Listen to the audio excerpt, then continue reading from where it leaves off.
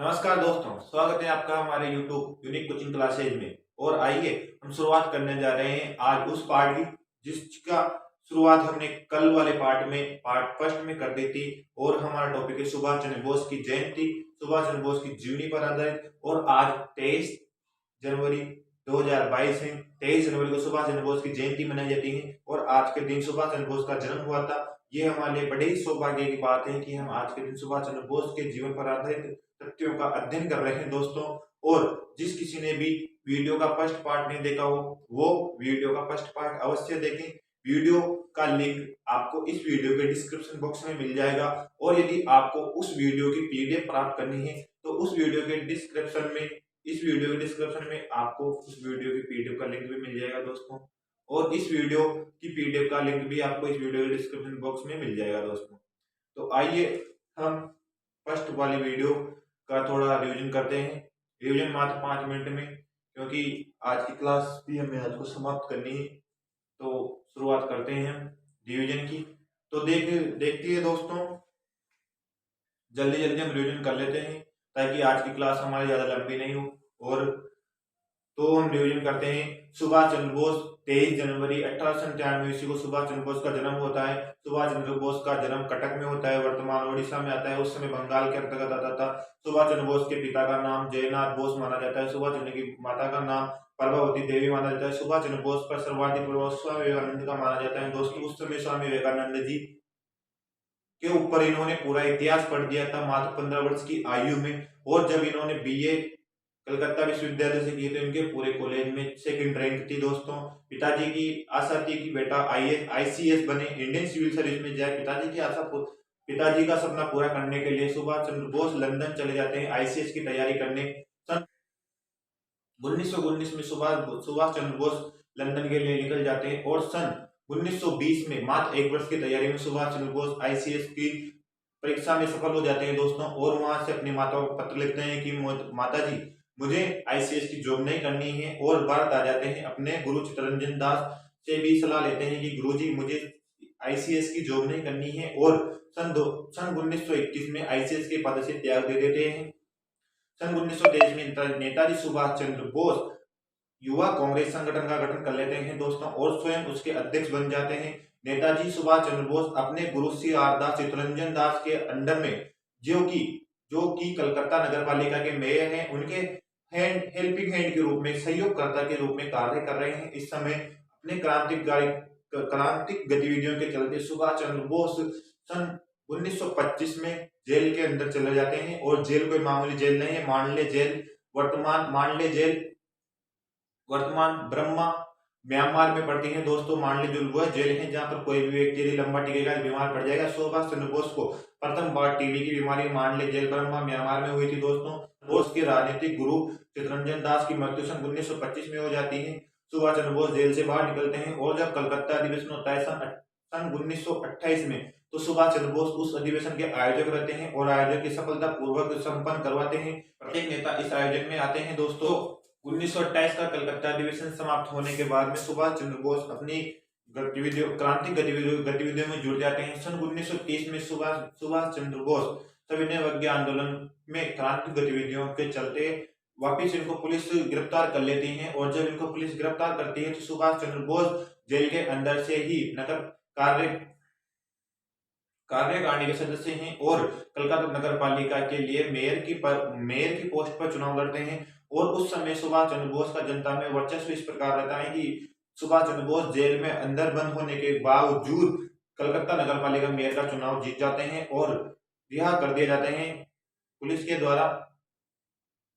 सन 1930 में सुभाष चंद्र बोस कलकत्ता नगर पालिका के मेयर बन चुके हैं। और अनेक क्रांतिक गतिविधियों के चलते सुभाष चंद्र बोस को सन 1931 में पुलिस के द्वारा वापिस गिरफ्तार कर लिया जाता है। और जहां पर सुभाष चंद्र बोस की तबीयत अत्यधिक अवस्था में खराब हो जाती है दोस्तों। और सुभाष चंद्र बोस को टीबी की अत्यधिक अवस्था में शिकायत होने के कारण अंग्रेज सुभाष चंद्र बोस को 1932 में यूरोप भेज देते हैं। यूरोप सुभाष चंद्र बोस जाते हैं और अपना स्वास्थ्य ठीक करवाते हैं। स्वास्थ्य ठीक कराने के दौरान सुभाष चंद्र बोस को 1934 ईस्वी में अपनी भावी पत्नी से मुलाकात होती है जिससे सुभाष चंद्र बोस की शादी सन 1937 ईस्वी में होती है दोस्तों। सुभाष चंद्र बोस यूरोप में रहते हैं। 1932 से 1936 4 साल तक सुभाष चंद्र बोस यूरोप में रहते हैं और यूरोप में वहीं पर ही समाजवाद पर गहन अध्ययन करते हैं, क्योंकि यूरोप सन 1934 में ही क्रांति कर चुका था समाजवाद के ऊपर। तो सुभाष चंद्र बोस वहीं से समाजवाद का गहन अध्ययन करते हैं और जब 1937 में तुरंत वापस लौटते हैं तो 1937 में शादी की जाती है। लेकिन उनका जो एक सैन्य संगठन है फॉरवर्ड ब्लॉक, जो इस शादी को फेक मानता है और इनसे उत्पन्न पत्नी अनीता बोस का जन्म जो कि 1942 ईस्वी में हुआ, वो इसे भी नहीं मानता है। और सुभाष चंद्र बोस 1938 में हरिपुरा गुजरात अधिवेशन के अध्यक्ष चुने जाते हैं, जो कि गांधी जी की सहमति से चुने जाते हैं। और अध्यक्ष के रूप में जब सुभाष चंद्र बोस सदन को संबोधित करते हैं तो वहां पर बोलते हैं कि भारत को एक सैन्य संगठन की आवश्यकता होगी। सैन्य संगठन का नाम सुनकर महात्मा गांधी नाराज हो जाते हैं और बोलते हैं कि अगले आने वाले अधिवेशन में सुभाष चंद्र बोस मेयर के पोस्ट के अध्यक्ष के पोस्ट के रूप में नहीं चुने जाएंगे। और सुभाष चंद्र बोस जनता के बीच में इस प्रकार कार्य करते हैं कि जब सन 1939 ईस्वी में त्रिपुरा मध्य प्रदेश अधिवेशन की बात चलती है तो सुभाष चंद्र बोस वापिस अध्यक्ष के पद के लिए खड़े हो जाते हैं। लेकिन यहाँ पर महात्मा गांधी सुभाष चंद्र बोस के लिए बोलते हैं कि यदि आप खड़े होते हो और आप जीतते हो तो यह गांधी की हार होगी। और सुभाष चंद्र बोस के विपक्ष में गांधी जी अपना एक व्यक्ति पट्टाभी सीतारमण नामक व्यक्ति को खड़ा करते हैं, जो दक्षिण भारत का एक नेता माना जाता है। लेकिन वह व्यक्ति सुभाष चंद्र बोस के विपक्ष में हार जाता है और यह हार सीधी गांधी जी की हार मानी जाती है दोस्तों। इसी प्रकार जब सुभाष चंद्र बोस जीत जाते हैं तो गांधी जी के जो पुजारी होते हैं वह सुभाष चंद्र बोस से खुश नहीं होते हैं और जो कांग्रेस कार्यकारिणी सदस्य होते हैं उसमें कुल 14 सदस्यों की आवश्यकता होती है, उनमें से 12 व्यक्ति कार्यकारिणी से इस्तीफा दे देते हैं। इस कारण सुभाष चंद्र बोस महात्मा गांधी जाकर मिलते हैं और महात्मा गांधी बोलते हैं यदि आप सेना और संगठन की बात करोगे तो आपका रास्ता कांग्रेस से अलग माना जाएगा और अगर आप इस रास्ते पर चलते हो तो आप कांग्रेस को छोड़ सकते हो। और यदि बोलते हैं यदि आप अपने रास्ते पर चलकर भारत को विजय दिलाते हो, भारत को आजादी दिलाते हो तो आपकी पीठ थपथपाने सबसे पहले मैं स्वयं आऊंगा। ये उसी दिन जिस दिन महात्मा गांधी सुभाष चंद्र बोस से ये बोलते हैं उस दिन सुभाष चंद्र बोस अध्यक्ष के पद से इस्तीफा दे देते हैं और अपना नया संगठन सन 1939 ईस्वी में Subhash Chandra Bose all Indian forward bloc की स्थापना कर देते हैं दोस्तों। और सन 1940 ईस्वी में पुलिस के द्वारा गिरफ्तार कर लिए जाते हैं क्रांति गतिविधियों के कारण। सुभाष चंद्र बोस अपने संगठन बनाकर और तैयारी कर रहे हैं द्वितीय विश्व युद्ध के लक्ष्य में जब तैयारी कर रहे थे तो पुलिस के द्वारा बंदी बना लिए जाते हैं और पुलिस जब इनको बंदी बनाकर ले जाती है तो वहां पर इनको यह बीमार अवस्था में रहते हैं, लेकिन ये किसी कारणवश 14 दिन की भूख हड़ताल करते हैं और 14 दिन की भूख हड़ताल करने के दौरान इनकी अवस्था और इतनी बिगड़ जाती है तो अंग्रेज अधिकारी बोलते हैं जितना नुकसानदायक हमारे लिए जिंदा सुभाष नहीं है उससे ज्यादा नुकसानदायक हमारे लिए मरा सुभाष हो सकता है। यह बोलकर सुभाष चंद्र बोस को अंग्रेज अधिकारी जेल से रिहा कर देते हैं, लेकिन उनके घर में ही नजरबंद कर लेते हैं। नजरबंद किए जाते हैं सुभाष चंद्र बोस को और न्यूज़पेपरों के माध्यम से सुभाष चंद्र बोस को जब पता चलता है कि द्वितीय विश्व युद्ध में जर्मनी और ब्रिटेन के मध्य युद्ध होता है और जर्मनी, इटली, जापान जैसे देश ब्रिटेन को लगातार खदेड़ रहे हैं तो सुभाष चंद्र बोस अपने भतीजे शिशु बोस की सहायता से भाग जाते हैं। अपने भतीजे शिशु बोस की सहायता से घर से निकल जाते हैं रात को ही और अपने संगठन फॉरवर्ड ब्लॉक के एक सदस्य की सहायता से सुभाष चंद्र बोस निकल जाते हैं पेशावर में सुभाष चंद्र बोस एक व्यक्ति से मिलते हैं जो कि इस समय का सबसे बड़ा जासूस माना जाता है दोस्तों। और वह जासूस कौन है? राम तलवार सिंह है दोस्तों, जो कि कीर्ति किसान पार्टी का एक सदस्य है दोस्तों। यहाँ तक हमने अगली वीडियो में चर्चा कर ली था जिसका रिवीजन हमने किया है। अब आप आगे क्रमबद्ध देखिए, स्टेप बाय स्टेप हम आगे समझेंगे दोस्तों। तो यहाँ तक मैंने आपको अगली वीडियो में पूर्ण रूप से बता दिया था। मैं अब आगे की क्लास शुरू करता हूँ। सुभाष चंद्र बोस पहुंच चुके हैं पेशावर से सुभाष चंद्र बोस किसके साथ जाएंगे? अब पेशावर से सुभाष चंद्र बोस जाएंगे राम तलवार सिंह नामक व्यक्ति के साथ जाने वाले हैं दोस्तों। चंद्र बोस अब पेशावर से काबुल की यात्रा पर निकलेंगे। काबुल की यात्रा पर निकलने के लिए सुभाष चंद्र बोस एक पठान के रूप में हैं और सुभाष चंद्र बोस जब काबुल जाएंगे तो काबुल उस समय अफगानिस्तान के अंतर्गत आता था दोस्तों। काबुल उस समय अफगानिस्तान के अंतर्गत आता था दोस्तों।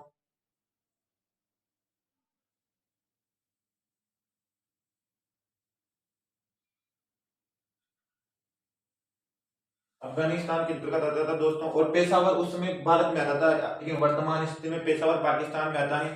तो सुभाष चंद्र बोस को काबुल में जाने के लिए पेशावर पेशावर से काबुल जाने के लिए अफगानिस्तान की बॉर्डर पार करनी थी, और बॉर्डर पार करने के लिए वहां पर भी ब्रिटिश शासन था, तो वहां पर अंग्रेजी सेना लगी हुई थी। तो सुभाष चंद्र बोस अगर पेश स्वयं जाते तो वहां पर पकड़े जाते।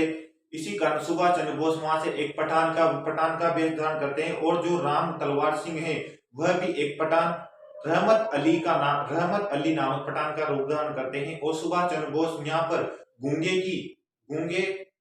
गूंगे का रोल करते हैं। क्यों? क्योंकि पठान उस समय पेशावर में पठान जो होते थे वो पाश्तो भाषा बोलते थे दोस्तों, और पाश्तो भाषा सुभाष चंद्र बोस को नहीं आती थी। इसी कारण सुभाष चंद्र बोस वहां पर एक गूंगे का रोल करते हैं। और जो राम तलवार व्यक्ति जो द्वितीय विश्व युद्ध का सबसे बड़ा जासूस था, उसे प्रत्येक भाषा आती थी दोस्तों। जासूस को ऐसे नहीं बनता, जासूस बनने के लिए हमें बहुत सारी कलाएं होना जरूरी है। तो राम तलवार था उसे प्रत्येक भाषाएं आती थी। सुभाष चंद्र बोस राम तलवार पाश्तो भाषा बोलता है, और सुभाष चंद्र बोस का परिचय करवाता है अपने मामा के रूप में, और स्वयं रहमत अली नामक पेशावर की सीमा दोस्तों पेशावर की सीमा पार करने के बाद में ये पहुंच जाते हैं काबुल में जाने के बाद में यहाँ पर इनका लक्ष्य था कि सुभाष चंद्र बोस जल्द से जल्द काबुल से निकले, और काबुल से इनका लक्ष्य था ज्यादा से ज्यादा 2 या 3 दिन में मेक्सिको, इटली, जर्मनी और जापान जाने का दोस्तों।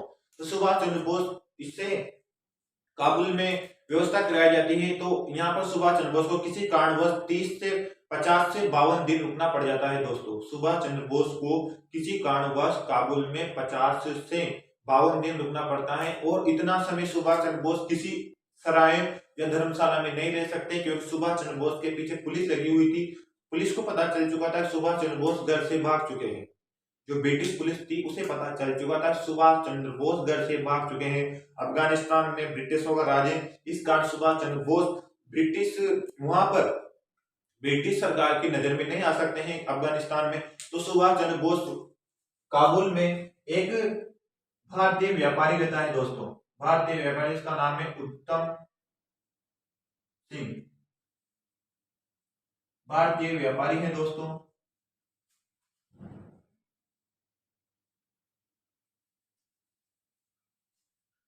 उत्तम सिंह भारतीय व्यापारी है दोस्तों।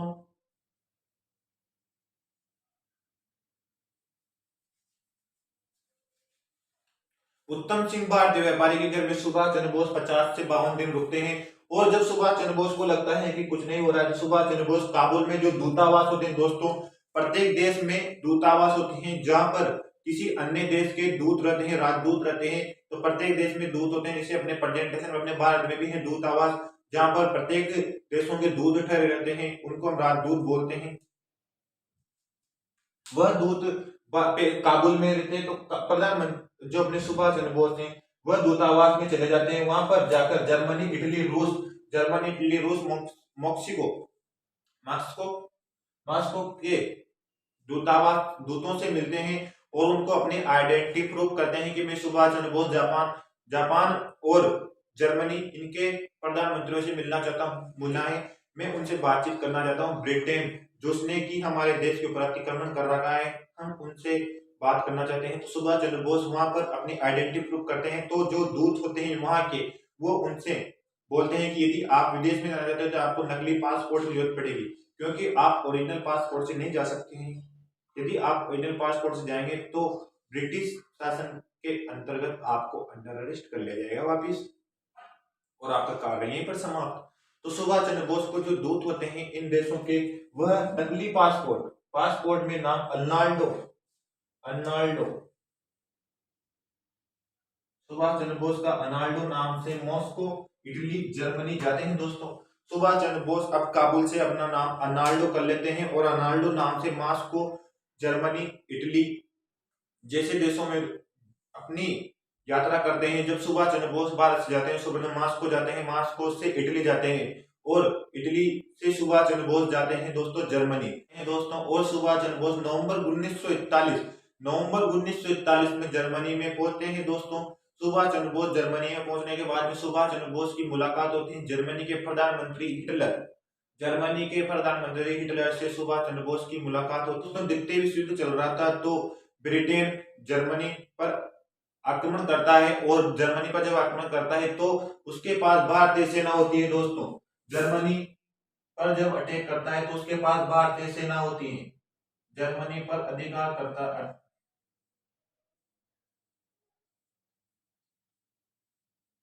द्वितीय विश्व युद्ध के समय ब्रिटेन जर्मनी द्वितीय विश्व युद्ध के समय ब्रिटेन द्वितीय विश्व युद्ध के समय ब्रिटेन जर्मनी पर आक्रमण करता है दोस्तों। आक्रमण करेगा। ब्रिटेन के पास क्या है? ब्रिटेन के पास भारतीय सेना है। जो भारतीय सेना है वो ब्रिटिश सेना बनकर जर्मनी पर आक्रमण करती है दोस्तों। और जर्मनी उस समय ताकतवर होता है। जर्मनी जीत जाता है किससे? ब्रिटेन से। और जो भारतीय सेना होते हैं यहाँ पर 3,000 से 4,000 सैनिकों के मध्य जर्मनी गिरफ्तार कर लेता है, और गिरफ्तार कर लेता है अपने एक होल, मान लो एक होल बनाकर उसमें गिरफ्तार कर उसमें बंदी बना लेता है 3 से 4,000 सैनिकों को। और जब हिटलर से सुभाष चंद्र बोस मिलते हैं तो सुभाष चंद्र बोस हिटलर से बोलते हैं कि आपके पास जो 3 से 4,000 सैनिक है उनको आप मुझे सौंप दीजिए। मैं उनको अपनी सेना बनाऊंगा, और ब्रिटेन के विरुद्ध युद्ध लड़ाऊंगा। तो हिटलर जो होता है सुभाष चंद्र बोस से बोलता है कि कैसा हो सकता है, जो सेना मुझे मारनी आई वो मेरे बोलने से कैसे ब्रिटेन पर अतिक्रमण करेगी। तो सुभाष चंद्र बोस यहाँ पर बोलते हैं कि आप मुझे 2 मिनट के लिए से पहुंचाए तो सही, वहां पर 2 मिनट के लिए मुझे पहुंचाओ तो सही आप वहां पर। तो जैसे सुभाष चंद्र बोस सेना के मध्य जाते हैं और सुभाष चंद्र बोस सेना में भाषण देते हैं, बहुत अच्छा भाषण देते हैं सुभाष चंद्र बोस, वक्ता थे बहुत अच्छे। उनको बोलते हैं तुम मुझे खून दो मैं तुम्हें आजादी दूंगा, तुम मुझे खून दो मैं तुम्हें आजादी दूंगा। सुभाष चंद्र बोस ये नारा देते हैं जर्मनी में सेना के मध्य सुभाष चंद्र बोस नारा देते हैं, देशभक्ति की भावना जगाते हैं। उन सब में देशभक्ति भर देते हैं, वो सब देशभक्ति उमड़ जाती है उनमें, और वो सब बोलते हैं सुभाष चंद्र बोस जिंदाबाद, सुभाष चंद्र जिंदाबाद, हम सुभाष चंद्र बोस के साथ हैं, सुभाष चंद्र बोस के साथ हैं।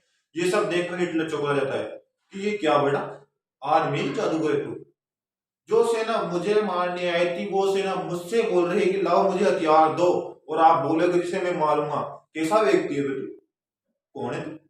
और जो सुबह हिटलर होता है हिटलर, वो उनमें से एक व्यक्ति को पकड़ता है, वो जो सेना होती है ना सेना, उसमें से एक व्यक्ति को अपने पास बुलाता है और उनसे पूछता है ए इधर आ जरा, तो ये बताओ भारत में जो सबसे शक्तिशाली व्यक्ति होता है उसे क्या बोलते हैं?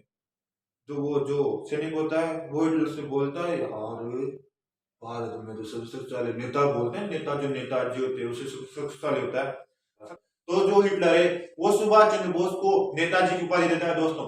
बहुत सी बार एग्जामों में प्रश्न पूछा जाता है सुभाष चंद्र बोस को नेताजी की उपाधि किसके द्वारा दी गई दोस्तों? सुभाष चंद्र बोस को नेताजी की उपाधि हिटलर के द्वारा दी गई थी दोस्तों। यहाँ पर सुभाष चंद्र बोस से जर्मनी का जो प्रधानमंत्री हिटलर वो इस प्रकार प्रभावित होता है कि सुभाष चंद्र बोस को ये 3-4 हजार की सेना दे देता है और नेताजी की उपाधि देता है दोस्तों। जो कि भारत में उस समय शक्तिशाली व्यक्ति होता है तो उसे नेताजी सब शक्तिशाली व्यक्ति होते थे। तो हिटलर के द्वारा सुभाष चंद्र बोस को नेताजी की उपाधि दी गई दोस्तों। और जर्मनी का जो शासक हिटलर है वो हिटलर होता है जापान का प्रधानमंत्री, वह सुभाष चंद्र बोस को नेताजी की उपाधि देता है। नेताजी की उपाधि प्रदान करने के बाद में हिटलर सुभाष चंद्र बोस से बोलता है कि नेताजी आप यहाँ से जापान जाइए, जापान के पास से आपको आपके भारत को आजाद कराने में फुल सहायता प्रदान होगी, और मैं आपको जल मार्ग से जापान पहुंचाने की व्यवस्था कर देता हूं। तो आपकी सहायता करेगा आपको भारत की आजादी दिलाने में। तो जापान के लिए सुभाष चंद्र बोस हिटलर से बोलते हैं कि आप मुझे प्लेन की व्यवस्था करा दीजिए और मैं जापान चला जाता हूं। तो हिटलर सुभाष चंद्र बोस से बोलता है कि आप प्लेन से नहीं, बल्कि प्लेन की जगह आप पनडुब्बी से जाइए। पनडुब्बी होती है दोस्तों जो पानी के अंदर जो समुद्र होते हैं, बड़े बड़े समुद्रों में चलती है पनडुब्बी। पानी के कहीं 10-20-30 किलोमीटर नीचे पानी के अंदर चलती है पनडुब्बियां। पनडुब्बी में आप जो आपके पास, मैंने आपको बताया था कि सुभाष चंद्र बोस ने यहाँ पर सेना एकत्र की है 3 से 4 हजार की। 3 से 4 हजार की सेना सुभाष चंद्र बोस ने एकत्र की है। और जो हिटलर होता है वो बोलता है कि आप पनडुब्बी के द्वारा इन सैनिकों को भी जापान ले जा सकते हो, जिनके द्वारा आपको सहायता मिलेगी भारत को आजाद कराने में, और आप वहां पर अकेले नहीं रहोगे, आपके पास 3 से 4 हजार की सेना भी रहेगी। तो सुभाष चंद्र बोस इन सेनाओं को लेकर उस समय जिस पनडुब्बी में सुभाष चंद्र बोस आते हैं उस पनडुब्बी का नाम होता है यू बोट। यू बोट वह एक यू बोट U-180 180 U-180 उस बोट का नाम होता है दोस्तों। उस पनडुब्बी का नाम क्या है दोस्तों? U-180 boat. और वह बोट सुभाष चंद्र बोस को जिस रास्ते से वास्को डी गामा भारत आया था दोस्तों, तो आप भारत का थोड़ा मैप देख में दक्षिण भारत का मैप बनाते हैं। ये हमारी श्रीलंका है। जब कभी भी हम इंडियन मैप बनाते हैं तो उसमें श्रीलंका बनाना अति आवश्यक है दोस्तों। यदि श्रीलंका नहीं बनाएंगे तो यह मैप गलत माना जाएगा। इस बार इसके ऊपर भी मैं एक वीडियो जरूर लेकर के आऊंगा। क्यों क्यों हमेशा अपने नक्शे में श्रीलंका को दर्शाया जाता है? ऐसा क्या है कि श्रीलंका को दर्शाना पड़ता है? क्यों हम पाकिस्तान को नहीं दर्शाते? क्यों हम अफगानिस्तान को नहीं दर्शाते? क्यों हम चीन को नहीं दर्शाते? क्यों हम भूटान को नहीं दर्शाते? क्यों हम म्यांमार को नहीं दर्शाते? क्यों हम बंगाल को नहीं दर्शाते?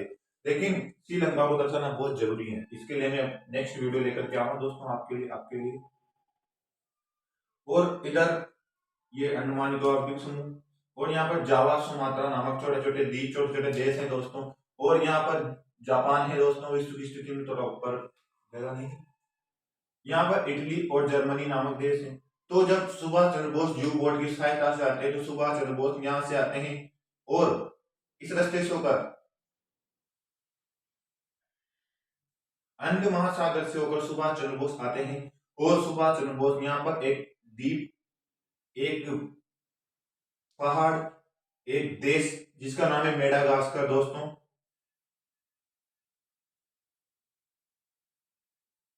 मेडागास्कर यहाँ पर जो यू बोट 180 होती है ये सुभाष चंद्र बोस को उतार देते हैं। क्यों? क्योंकि यहाँ से सीमा प्रारंभ हो जाती है हिंद महासागर की। और हिंद महासागर पर अभी किसका अधिकार है? हिंद महासागर पर अभी उसका अधिकार होगा जिसका कि भारत पर अधिकार है। और प्रथम इस समय भारत पर ब्रिटेन का अधिकार है, तो हिंद महासागर पर ब्रिटेन का अधिकार है। इसलिए U-180 सुभाष चंद्र बोस को आगे नहीं ले जा सकती।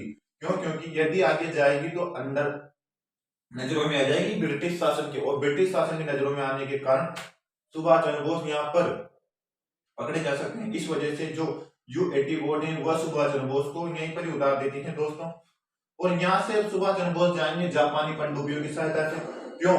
क्योंकि जापान ने इस समय अधिकार कर लिया है जावा सुमात्रा नामक छोटे छोटे देशों पर, जहां पर पहले ब्रिटेन का शासन हुआ करता था। यहाँ पर जापान ने द्वितीय विश्व युद्ध की स्थिति में इस पर अतिक्रमण किया, अतिक्रमण कर अपने कब्जे में ले लिया।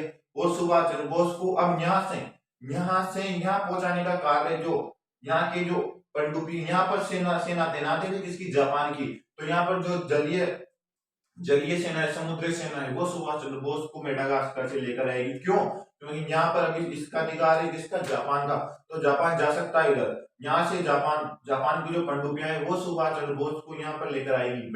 जावा सुमात्रा नामक छोटे छोटे देशों पर मेडागास्कर से सुभाष चंद्र बोस को और उनकी 3 से 4 हजार सेना को लेने का कार्य कौन कर रहा है दोस्तों? जापान कर रहा है। मात्र पहला वो शासक है जिसको आवागमन में 2 देशों की सहायता प्रदान हो रही है। कौन? सुभाष चंद्र बोस।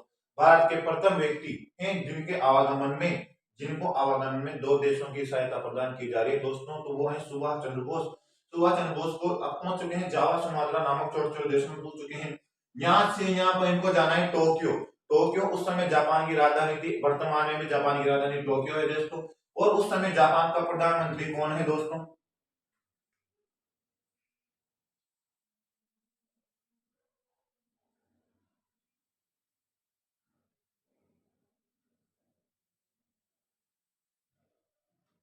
प्रधानमंत्री जापान का है दोस्तों तोजो।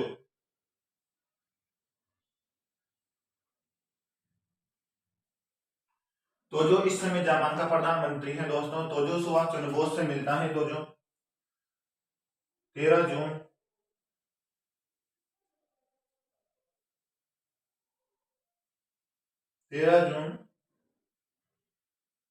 1943 तोजो सुभाष चंद्र बोस से मिलता है दोस्तों।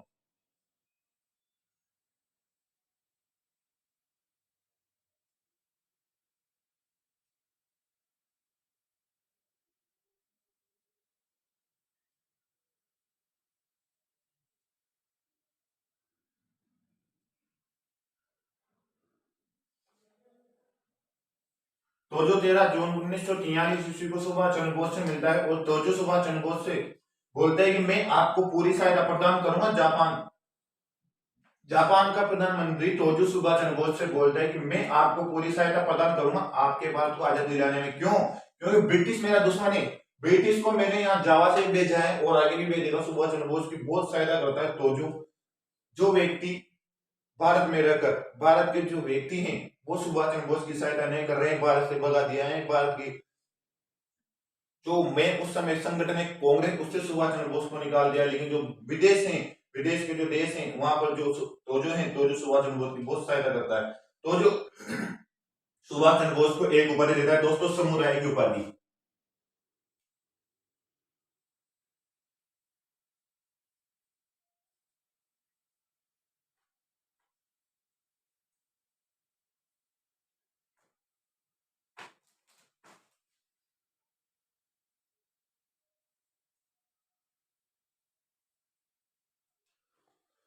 सुभाष चंद्र बोस को तोजो उपाधि देता है समुराय की उपाधि। समुराय का अर्थ होता है दोनों हाथों में तलवारें लेकर लड़ने वाला सैनिक, कैप्टन। वह सैनिक जो दोनों हाथों में शस्त्र तलवारें लेकर लड़ता है दोस्तों, उसे जापान में समुराई बोला जाता है। तो सुभाष चंद्र बोस को तोजो उपाधि देता है समुराय की और सुभाष चंद्र बोस से बोलते हैं कि मैं आपकी पूर्ण रूप से मदद करूंगा। और यहाँ पर इस समय जापान में एक संगठन चल रहा था दोस्तों, एक इंडियन संगठन चल रहा था।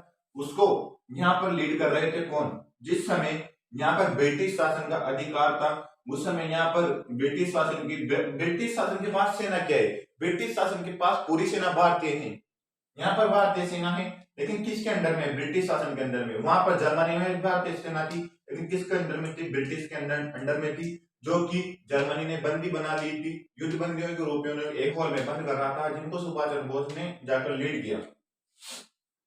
और यहाँ पर भी जावा में जब ब्रिटिश शासन का यहाँ पर कब्जा होता है, उस समय यहाँ पर एक व्यक्ति होता है दोस्तों, कैप्टन मोहन सिंह।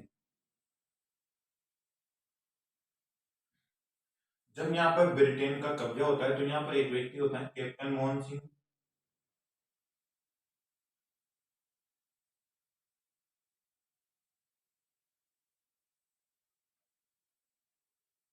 यह अभी कार्य कर रहा है किसके अंतर्गत? ब्रिटिश शासन के अंतर्गत। लेकिन जब जापान इस पर अतिक्रमण करता है और जावा सुमात्रा नामक देशों को जीत लेता है, तो कैप्टन मोहन सिंह को भी बंदी बना लिया जाता है। और जो इसके अंदर में सेना होती है 20 से 30 हजार की, 20 से 30 हजार की सेना इसके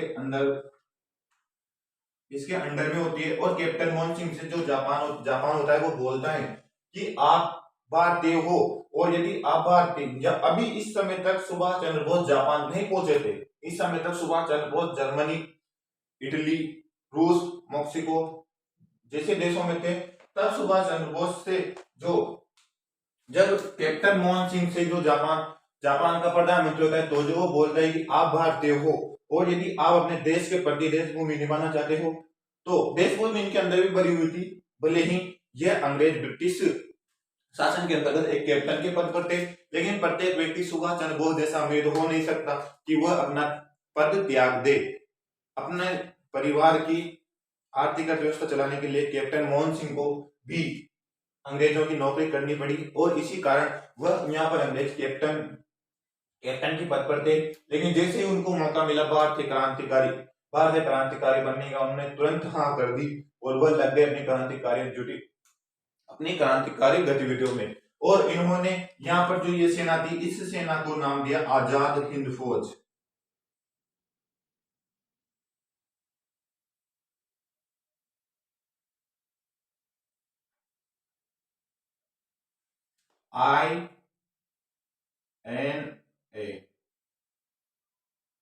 INA आजाद हिंद फौज, यहाँ पर इस सेना को नाम दिया। और इस सेना का गठन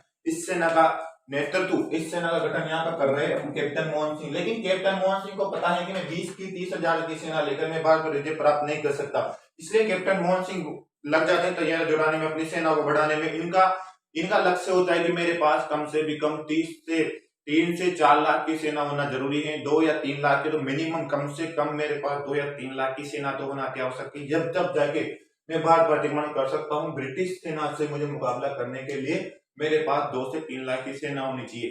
और लेकिन जब ये बात 2 से 3 लाख सेना वाली बात जब जापान को पता चलती है, जापान के प्रधानमंत्री तोजो को पता चलती है, तो तोजो सोचता है कि कैप्टन मोहन सिंह 2 से 3 लाख की सेना एकत्र कर रहा है, हो सकता है ये मेरे ऊपर अतिक्रमण कर दे, हो सकता है ये मेरे ऊपर अतिक्रमण कर दे, मेरे जापान पर अतिक्रमण कर ले, क्या पता।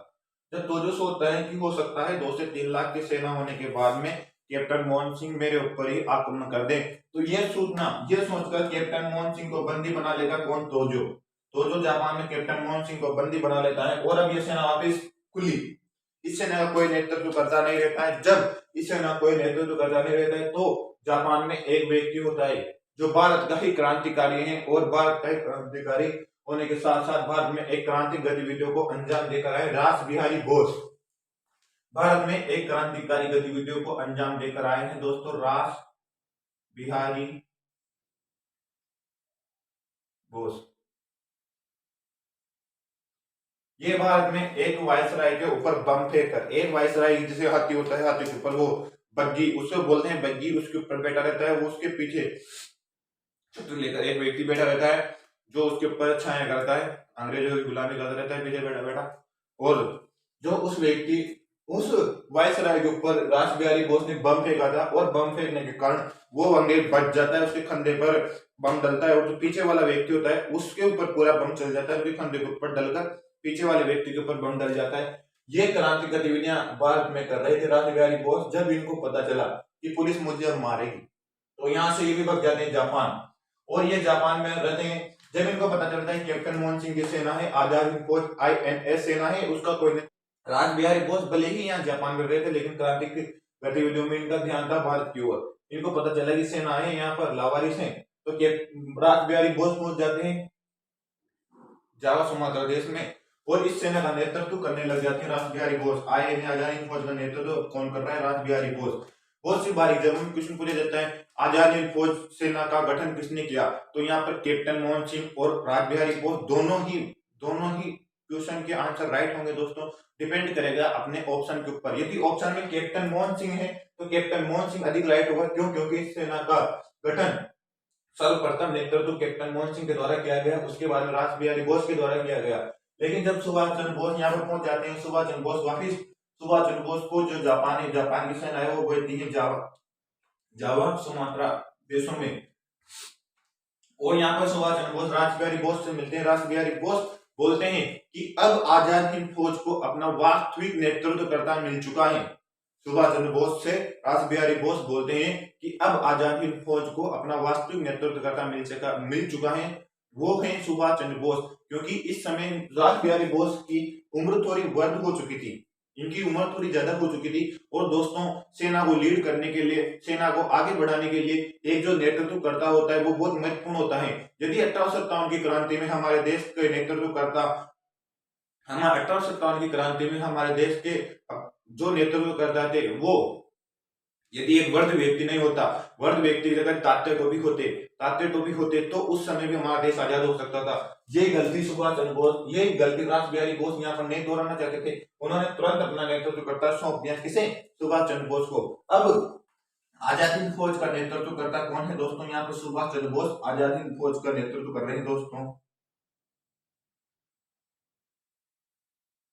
सुभाष चंद्र बोस, यहाँ पर सुभाष चंद्र बोस इसका नेतृत्व कर रहे हैं आजाद हिंद फौज का, और 3 से 4 हजार की सेना खुद भी लेकर आए हैं, इसको मिला देते हैं NIA में। और यहाँ से सुभाष चंद्र बोस जाते हैं, यहाँ से सुभाष चंद्र बोस आगे बढ़ते हैं, और जैसे आगे बढ़ते हैं तो जो जापान होता है वो अतिक्रमण कर देता है। यहाँ पर जो अंडमान निकोबार द्वीप समूह है, यहाँ पर ब्रिटिश शासन का अधिकार है दोस्तों, ब्रिटिश शासन का अधिकार आक्रमण करता है जर्मन, यहाँ पर अंडमान निकोबार द्वीप समूह पर, और आक्रमण करता है, जीत लेता है, जीत कर सौंप देता है किसको, सुभाष चंद्र बोस को। जीत कर सुभाष चंद्र बोस को सौंप दे देता है अंडमान निकोबार द्वीप समूह, अंडमान निकोबार द्वीप समूह सुभाष चंद्र बोस को सौंप दे देता है दोस्तों।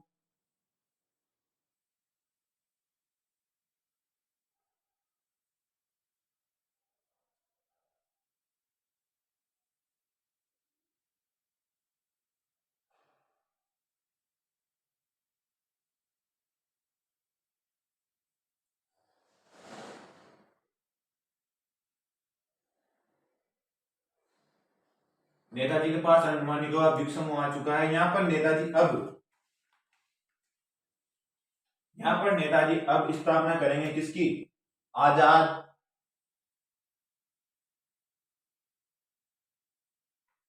हिंद सरकार। आजाद हिंद सरकार की यहाँ पर स्थापना करेंगे कौन? नेताजी सुभाष चंद्र बोस। अंडमान निकोबार द्वीप समूह में नेताजी सुभाष चंद्र बोस आजाद आजाद हिंद सरकार की स्थापना करते हैं और खुद उनके हेड बन जाते हैं सेना के, और अंडमान निकोबार द्वीप समूह को अपना प्रांत बनाते हैं। आजाद हिंद सरकार का प्रांत बना लिया है अंडमान निकोबार द्वीप समूह को, और इसका नाम कर दिया गया है दोस्तों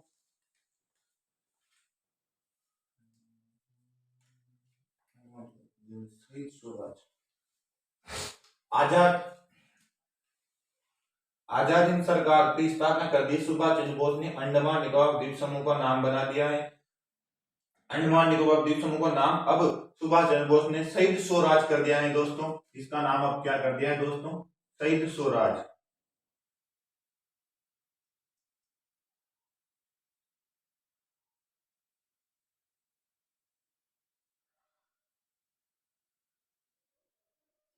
शहीद स्वराज अब इसका नाम कर दिया है दोस्तों, अंडमान निकोबार द्वीप समूह का नाम कर दिया है शहीद स्वराज। और अंडमान निकोबार द्वीप समूह को प्रांत बना दिया है किसका? आजाद हिंद सरकार का प्रांत बना दिया है किसने? सुभाष चंद्र बोस ने।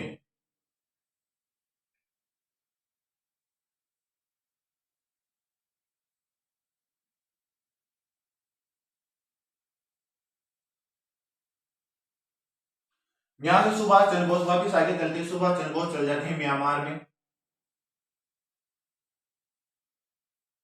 म्यांमार में सुभाष चंद्र बोस म्यांमार में भी नहीं जाते हैं, म्यांमार को भेजता है, म्यांमार में भेजता है सुभाष चंद्र बोस को। कौन भेजेगा दोस्तों? जापान। म्यांमार में ब्रिटिश का शासन है, ब्रिटेन को फिर खदेड़ता है जापान। जापान ब्रिटेन को म्यांमार से खदेड़ता है, म्यांमार से जापान को भगा देता है, और म्यांमार किसको भेज देता है? सुभाष चंद्र बोस को। सुभाष चंद्र बोस के अंदर में क्या आ चुका है? अंडमान निकोबार द्वीप समूह आ चुका है दोस्तों।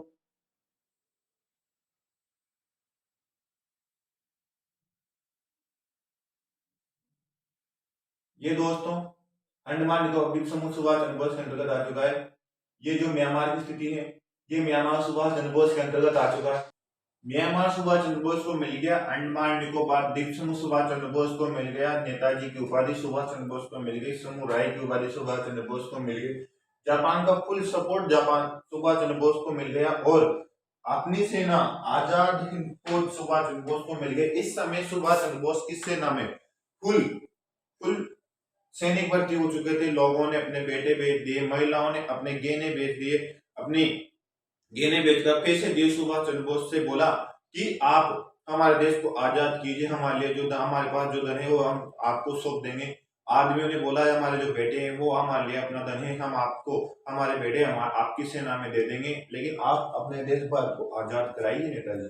और नेताजी देखो सुभाष चंद्र बोस वो व्यक्ति हैं जिनको भारत से बाहर भेजा गया, और भारत में उनको कुछ करने का मौका नहीं मिला, लेकिन जब वो भारत से बाहर निकले तो उन्होंने अपनी खुद की सरकार बना ली, खुद के प्रांत बना लिए, दो प्रांत बना लिए सुभाष चंद्र बोस ने, और अपनी सेना एकत्र कर ली। और अब सुभाष चंद्र बोस यहाँ से नेताजी सुभाष चंद्र बोस महात्मा गांधी को 6 जुलाई 1944 ईस्वी को रंगून रेडियो से, इंपॉर्टेंट है, बहुत सी बात परीक्षा में पूछ जाती है दोस्तों ये बात। Subhash Chandra Bose Rangoon radio Myanmar से, में ब्रह्मा का नाम हुआ करता था और ब्रह्मा की राजधानी रंगून हुआ करती थी दोस्तों। रंगून रेडियो से सुभाष चंद्र बोस महात्मा गांधी को फोन करते हैं और महात्मा गांधी से बोलते हैं राष्ट्रपिता महात्मा गांधी, ध्यान देना दोस्तों, राष्ट्रपिता महात्मा गांधी, राष्ट्रपिता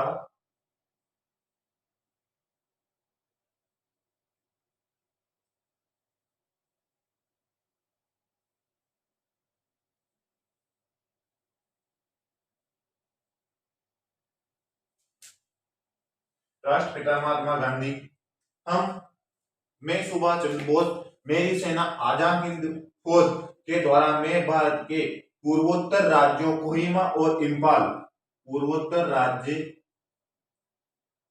राज्यों के क्षेत्र कोहिमा व इम्फाल जैसे स्थानों पर आक्रमण करने जा रहा हूं, और हमें सहयोग चाहिए भारत की 30 लाख जनता का। उस समय भारत में 30 लाख की जनसंख्या थी दोस्तों। महात्मा गांधी को सुप्रथम महात्मा गांधी को सर्वप्रथम राष्ट्रपिता के नाम से संबोधित करने वाले व्यक्ति कौन है दोस्तों? सुभाष चंद्र बोस।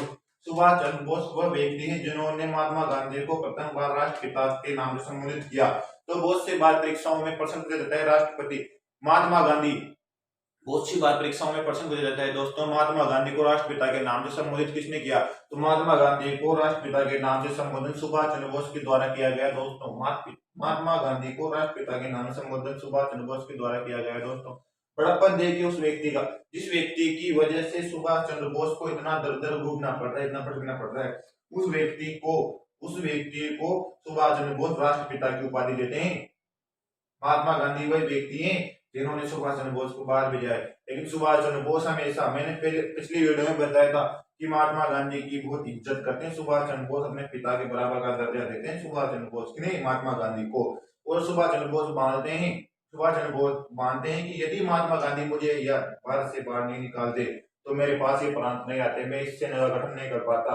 और ये इन सब के पीछे किसका हाथ मानते हैं? महात्मा गांधी को मानते हैं कि महात्मा गांधी हैं जिनकी वजह से आज मेरे पास इतनी सेना है, मैंने इतना अधिकार कर लिया, इतना मैं वर्चस्व बढ़ा है मेरा। और सुभाष चंद्र बोस इनको बोल देते हैं कि मैं आ रहा हूं, और महात्मा गांधी बोल देते हैं आइए, आपका बहुत स्वागत है इंडिया में, भारत में आपका स्वागत है, आप आइए। नेताजी सुभाष चंद्र बोस की जो सेना होती है, इन सेना में कुछ ब्रिगेडियर्स बनाए जाते हैं, जिसमें प्रथम ब्रिगेडियर गांधी ब्रिगेडियर होती है दोस्तों, द्वितीय ब्रिगेडियर आचार्य ब्रिगेडियर होती है, तृतीय ब्रिगेडियर रानी झांसी ब्रिगेडियर होती है। रानी झांसी ब्रिगेडियर की कैप्टन कौन होती है? रानी झांसी ब्रिगेडियर की कैप्टन डॉक्टर लक्ष्मी सहगल होती है दोस्तों। भारत की प्रथम नारी सेना संगठन है दोस्तों, भारत का प्रथम नारी सेना संगठन। भारत की प्रथम नारी ब्रिगेडियर कौन सी है? झांसी रानी ब्रिगेडियर, डॉक्टर झांसी रानी ब्रिगेडियर है। और उसके अध्यक्ष कौन है? डॉक्टर लक्ष्मी सहगल है दोस्तों। और तृतीय जो ब्रिगेडियर है वो जवाहरलाल नेहरू ब्रिगेडियर है। प्रथम गांधी ब्रिगेडियर, दूसरी आजाद ब्रिगेडियर, तीसरी रानी झांसी ब्रिगेडियर, चौथी जवाहरलाल नेहरू ब्रिगेडियर, और पांचवी जो ब्रिगेडियर है वो सुभाष चंद्र बोस ब्रिगेडियर, सुभाष ब्रिगेडियर या सुभाष चंद्र बोस ब्रिगेडियर दोस्तों। ये सेना की प्रमुख ब्रिगेडियर थी, 5 ब्रिगेडियर थी कुल सेना की। और सुभाष चंद्र बोस अब अतिक्रमण करने जा रहे हैं कोहिमा और इम्फाल जैसे देशों पर। लेकिन जिस समय पर सुभाष चंद्र बोस कोहिमा और इम्फाल पर अतिक्रमण करने जा रहे हैं, इस समय द्वितीय विश्व युद्ध का पलटा पलट हो जाता है जापान पर अमेरिका के द्वारा। जापान के ऊपर यहाँ पर जो अमेरिका है वो बम बरसाने लग जाता है। वायुसेना के द्वारा जापान पर बम बरसा रहा है कौन? अमेरिका। और इससे जापान को भारी क्षति पहुंच रही है। जापान इस समय भारत पर ध्यान नहीं दे पा रहे हैं, सुभाष चंद्र बोस पर जापान ध्यान नहीं दे पा रहा है। जापान खुद की अर्थव्यवस्था संभालने में लगा हुआ है। और जो अपन ने पढ़ा था जर्मनी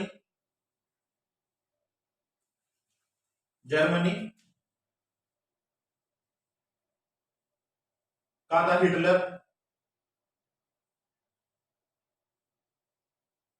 हिटलर को रूस लगातार खदेड़ रहा है दोस्तों। रूस की जो हिटलर है, जर्मनी की लाखों की सेना जर्मनी की लाखों की सेना रूस के अंदर फंस गई है दोस्तों। और इस कारण हिटलर को लगातार हार मिल रही है। ब्रिटेन और अन्य देशों की तरफ से जापान को खदेड़ रहा है कौन? अमेरिका। और हिटलर को हार मिल रही है अन्य देशों से। इस कारण हिटलर आत्महत्या कर लेता है। यह बात जब सुभाष चंद्र बोस को पता चलती है, सुभाष चंद्र बोस को इस बात से बहुत धक्का मिलता है। जब सुभाष चंद्र बोस को मिलता है, पता चलता है कि हिटलर ने आत्महत्या कर ली है, जापान पर अमेरिका बमबारी कर रहा है, इस वजह से जापान हमारी सहायता नहीं कर पाएगा। लेकिन फिर भी सुभाष चंद्र बोस की शक्ति देखिए, सुभाष चंद्र बोस अतिक्रमण कर देते हैं कोहिमा और इम्फाल पर। अतिक्रमण करने का कारण है कि ये भारत के पूर्वोत्तर राज्य हैं, पूर्वोत्तर राज्यों के स्थान है। कोहिमा और इम्फाल भारत के पूर्वोत्तर राज्यों के स्थान है। यहाँ पर जहाँ पर जो ब्रिटिश सेना है इस समय वह कम होगी। सुभाष चंद्र बोस का जो सोच थी वो ये थी कि इस समय अपने को, यहाँ पर सुभाष चंद्र बोस ने सोचा कि इस समय अपने को अंदर घुसने में, भारत के अंदर आने में दिक्कत कम आएगी, क्योंकि यहाँ पर भारत के पूर्वोत्तर स्थान है, यहाँ पर ब्रिटिश सेना बहुत कम मिलेगी और हम आसानी से अंदर घुस सकते हैं। यदि हम एक बार अंदर चल गए तो अपने पास 100 करोड़ की जनसंख्या है, 30 करोड़ क्रांतिकारी, 30 करोड़ सैनिक हो जाएंगे अपनी सेना में और हम ब्रिटिश को आसानी से खदेड़ सकेंगे। लेकिन सेना जो सुभाष चंद्र बोस ने सोचा था, लेकिन जो सुभाष चंद्र बोस ने सोच रखा था वैसा नहीं हुआ। सुभाष चंद्र बोस को कोहिमा और इम्फाल पर अंग्रेजों की भारी सेना मिलती है, भारी अंग्रेजों के पास वहां पर बारूद होता है, तोपें होती हैं। अत्यधिक सेना होने के कारण सुभाष चंद्र बोस की सेना वहां पर हार का सामना करना पड़ता है। लेकिन हार का सामना करने से पहले सुभाष चंद्र बोस की सेना इस कदर अंग्रेजों में लड़ी, इस कदर अंग्रेजों से लड़ी कि अंग्रेजों को जब मारे उठा उठा के जब मारे, जहां मिले वहीं मारे, जहां पड़े वहीं मारे। अंग्रेज क्या करते हैं, अंग्रेज तो गोली चलाते, लेकिन जब सुभाष चंद्र बोस की सेना आती तो सुभाष चंद्र बोस की सेना गोली तो रहती नहीं, वो काटते, काजल मोड़ने की तरह काट देते अंग्रेजों को तलवारों से। जगह जगह से अंग्रेज भागने लग गए थे, लेकिन आखिरकार कब तक भारतीय सेना उनसे डरती। उनके पास तोपें थी, वो तोपें से तोपें जुट कर रहे थे। सुभाष चंद्र बोस को वहां पर अपनी सेना को हार कर देकर सुभाष चंद्र बोस आईएनए को वहीं पर भंग कर देते हैं। नेताजी सुभाष चंद्र बोस आईएनए को भंग कर देते हैं और यहां से सुभाष चंद्र बोस जापान को लेटर लिखते हैं कि मेरी आईएनए यहाँ पर हार चुकी है और मुझे जापान की सहायता चाहिए। तो जापान यहाँ से सुभाष चंद्र बोस को बुलाने के लिए जावा बुला लेता है। सुभाष चंद्र बोस यहाँ से जावा आ जाते हैं। जब सुभाष चंद्र बोस जावा आते हैं तो एरोप्लेन, जापान का एक प्लेन सुभाष चंद्र बोस को लेने आता है दोस्तों। और जो प्लेन सुभाष चंद्र बोस को लेने आता है उस समय सुभाष चंद्र बोस का लक्ष्य था कि वो अपने कुछ साथियों को भी सुभाष चंद्र बोस के साथ ले जाएं। लेकिन सुभाष चंद्र बोस उस प्लेन में किसी कारणवश अकेले ही बैठते हैं और सुभाष चंद्र बोस उस प्लेन से जावा से उड़ते तो हैं लेकिन उतरे नहीं जापान। रास्ते में कहा जाता है सुभाष चंद्र बोस का प्लेन क्रैश हो गया और उस विमान दुर्घटना में हमने हमारा देश का एक वीर, एक जाबाज क्रांतिकारी खो दिया। एक क्रांतिकारी हम पहले ही खो चुके हैं 23 मार्च को, शहीद भगत सिंह, शहीद आजम भगत सिंह के रूप में, और फिर हमने आज हमारा एक महान क्रांति नायक खो दिया सुभाष चंद्र बोस के रूप में। जैसे क्रांति नायक की दुनिया में दोबारा जन्म नहीं लेने वाले हैं दोस्तों, और वह बहुत ही विनम्र की बात है। लेकिन इंडिया, भारतीय मीडिया में आज तक भी रहस्य बनाए हुए सुभाष चंद्र बोस के बारे में कुछ लोग तो बोलते हैं सुभाष चंद्र बोस की उस समय दुर्घटना हो गई थी, और कुछ लोग बोलते हैं सुभाष चंद्र बोस आज भी जिंदा है। लेकिन सुभाष चंद्र बोस उस समय शहीद होने के बावजूद भी एक जनता में आजादी की मिसाल जला गए थे दोस्तों। आजादी का परचम इस तरह लहरा गए थे कि भारत को आजाद होने में उनकी मृत्यु के बाद में कुछ ज्यादा समय नहीं लगा, बहुत जल्द हमारा भारत आजाद हो गया था उनकी मृत्यु के बाद में। लेकिन नजारा कुछ और होता यदि वो अपनी नजरों से भारत को आजाद देखते, आजाद भारत में सांसें लेते, तो वो नजारा कुछ और होता। उनके लिए भी अपनी जो उन्होंने पूरी मेहनत की थी उसका, लेकिन वो जहां कहीं भी होंगे अपने आजाद भारत को जरूर देख रहे होंगे, ऐसी हम लोगों को आशा है दोस्तों। और सुभाष चंद्र बोस वहां से पहुंच जाते हैं।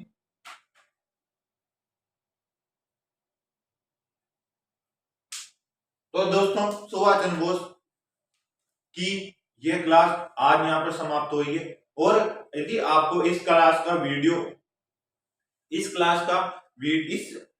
तो दोस्तों आज सुभाष चंद्र बोस की यह क्लास हमने पूरी 2 पार्टों में की है। यदि आपको सेकंड वीडियो देखना है तो आप वीडियो के डिस्क्रिप्शन बॉक्स में जाइए और वहां पर आपको सेकंड वीडियो का लिंक मिलेगा, सेकंड वीडियो की पीडीएफ का लिंक मिलेगा, इस वीडियो की पीडीएफ का लिंक मिलेगा। और दोस्तों आप देखिए, पढ़िए, समझिए, और यदि आपको कुछ गलत लगता है, कुछ आपको लगता है कि वीडियो में आवश्यकता है बदलने की, तो आप हमें कमेंट कीजिए, कमेंट बॉक्स में आपका कमेंट डालिए, हम उसका आंसर जरूर देंगे दोस्तों। और आप वीडियो को लाइक कीजिए, शेयर कीजिए, और यदि आप हमारे चैनल पर प्रथम बार आए हैं तो हमारे चैनल को सब्सक्राइब कीजिए दोस्तों। जय हिंद, जय भारत।